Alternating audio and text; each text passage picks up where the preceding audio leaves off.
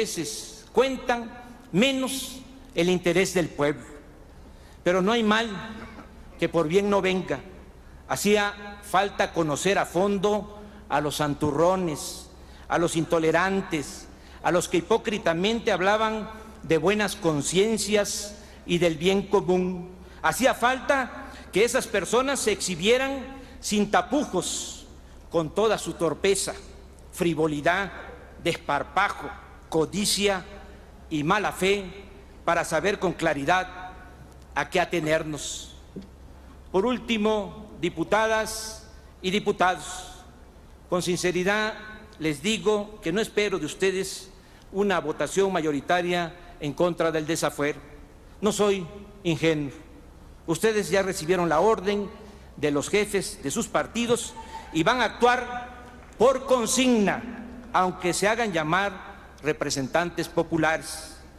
Ustedes me van a juzgar, pero no olviden que todavía falta que a ustedes y a mí nos juzgue la historia. ¡Viva la dignidad! ¡Viva México! El gesto de desafío irritó al presidente Vicente Fox, pero por temor a un costo político grave, le comunicó a la nación que el líder perredista podría concurrir a las elecciones. En otras palabras, López Obrador tenía asegurados sus derechos políticos.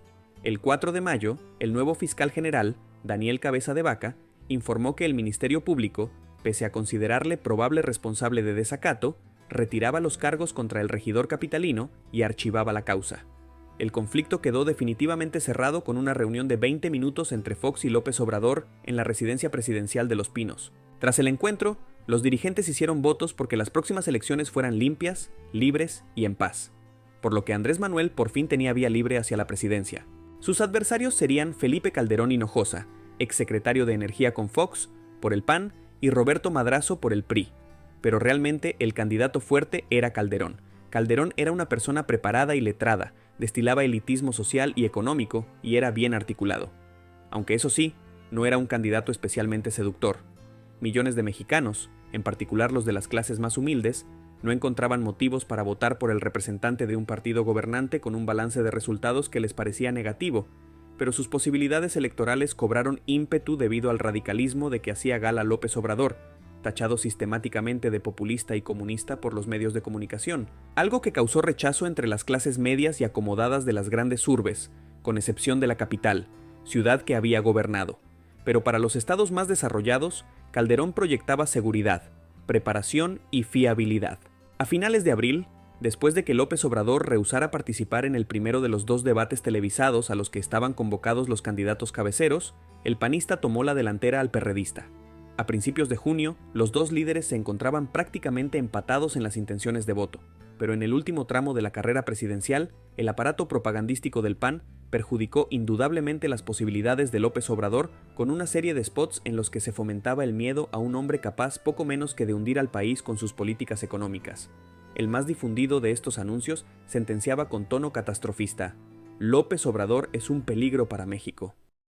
Este es el segundo piso de la Ciudad de México. ¿Cómo pagó López Obrador por él? Se endeudó. ¿Las pensiones? Se endeudó. Triplicó la deuda del DF. Si llega a presidente, nos va a endeudar más y vendrá una crisis económica, devaluación, desempleo.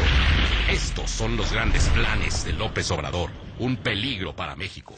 Además de que lo acusaban de tener conexiones con Hugo Chávez, algo que era completamente falso, mientras que Andrés Manuel portaba la bandera de primero los pobres y el fin de la corrupción y el nepotismo.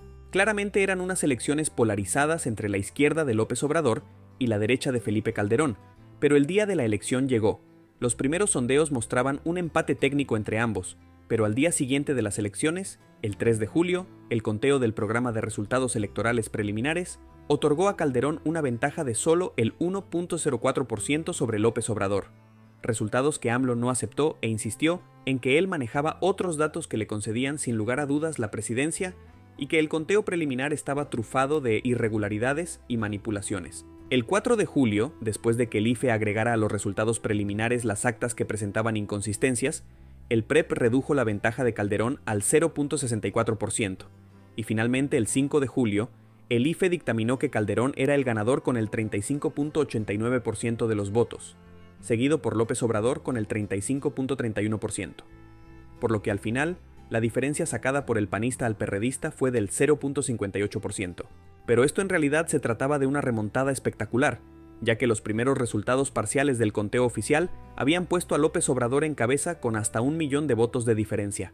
Este drástico cambio de tendencia fue suficiente para que el aspirante del PRD reclamara un recuento de votos, ya que tenía constancia de que en alrededor de 50,000 de las más de 130,000 casillas o mesas electorales, las papeletas computadas superaban el número de electores empadronados en cada una de ellas, algo que de ser verdad supondría la invalidez del proceso electoral, algo que el PAN nunca aceptó. El 8 de agosto, el Tribunal Electoral del Poder Judicial de la Federación ordenó el recuento de solo el 9% de las casillas, aunque el recuento no sirvió de mucho y Calderón ganó por el 0,56%. El 5 de septiembre, el tribunal ratificó el fallo, por lo que Felipe Calderón fue nombrado presidente y el 1 de diciembre de 2006 asumió la presidencia. Por su parte, López Obrador no reconoció en ningún momento la validez del fallo, reiteró las denuncias de fraude, tachó de ilegítimo a Calderón y hasta se autoinvistió de manera simbólica como presidente legítimo. Ciertamente López Obrador se enfrentó a una elección presidencial controversial. Aunque no logró ganar, su lucha política se intensificó, enfrentándose a desafíos legales y protestas masivas. En medio de las intensas protestas y la lucha política, en octubre de 2006, López Obrador se casó con Beatriz Gutiérrez Müller, una licenciada en comunicación y maestra en letras iberoamericanas, quien había trabajado con él en la Dirección de Difusión del Gobierno del Distrito Federal. Su matrimonio no solo consolidó su vida personal, sino que también le brindó un apoyo adicional en su batalla política. El 20 de noviembre del mismo año, ante un vasto apoyo popular en el Zócalo de la Ciudad de México, López Obrador se autoproclamó presidente legítimo. Esta ceremonia, cargada de simbolismo político, no tenía ninguna legalidad, pero marcó un hito en su carrera, demostrando su capacidad para movilizar a las masas y mantener viva su causa política.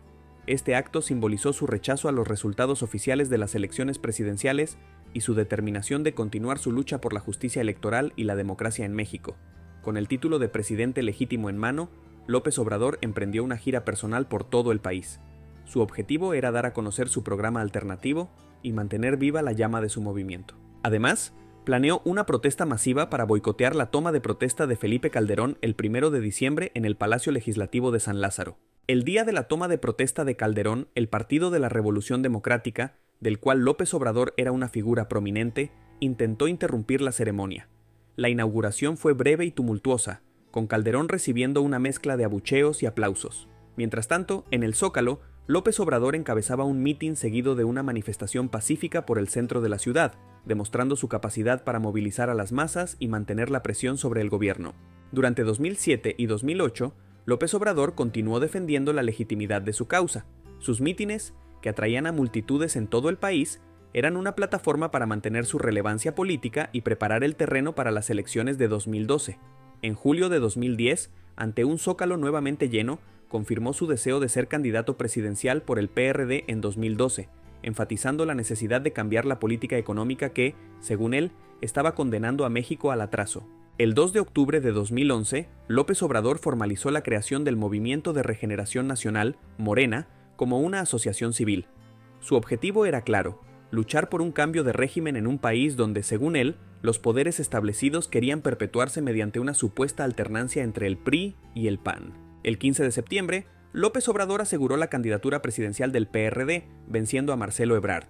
Las elecciones de 2012 se perfilaban como una contienda entre Enrique Peña Nieto del PRI, Josefina Vázquez Mota del PAN y Gabriel Cuadri del PANAL, con Peña Nieto como el claro favorito.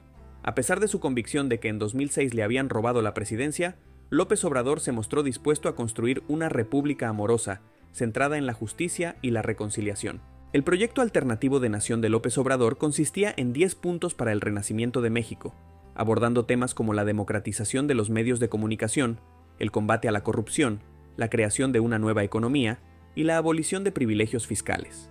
En el ámbito energético, proponía resucitar a Pemex y detener las privatizaciones en el sector eléctrico. En cuanto a seguridad, su enfoque era combatir las raíces del crimen organizado mediante la justicia social y la erradicación de la corrupción estructural. López Obrador también prometió un crecimiento económico incluyente del 6% anual, la creación de 1.2 millones de empleos al año, la erradicación del hambre y la cobertura pública universal en educación y salud. Su política exterior buscaba relaciones más equilibradas con Estados Unidos y una mayor cooperación